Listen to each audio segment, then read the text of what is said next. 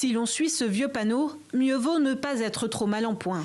Car au bout du chemin, ni soignants, ni infrastructures. En fait, ici, ce sont les logements des médecins. Il y en a 3. Démarré en 2011, le projet est au point mort. Rien n'a changé depuis le début de l'enquête de cette militante pour la transparence. Comme l'hôpital de Mvouti, de nombreux chantiers ont été abandonnés dans le pays. Selon un rapport de la coalition publié Ce que vous payez, 26% des constructions d'infrastructures médicales sont à l'arrêt ou n'ont pas encore démarré. Problème, en 2019, 19 milliards 642 millions de francs CFA ont été alloués par l'État au ministère de la Santé. Pour ce qui est de l'hôpital, ces installations-là, pour arriver à ce niveau, il faut avoir au moins reçu un financement, un fonds. Donc, ce qu'il nous reste à savoir, est-ce que le fonds qu'il a reçu correspond au niveau de travaux qu'on voit ici à l'état d'avancement?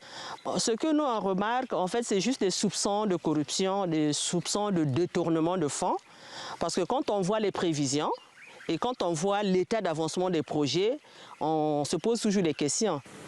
La corruption est un sujet sensible au Congo. Difficile à prouver, ce mal ronge pourtant le pays.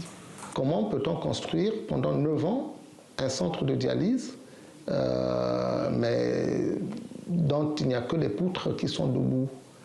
Pourquoi on peut retrouver dans le budget de l'État l'équipement des centres de dialyse alors que ces centres ne sont pas construits? Ça devrait nous faire réfléchir quand même.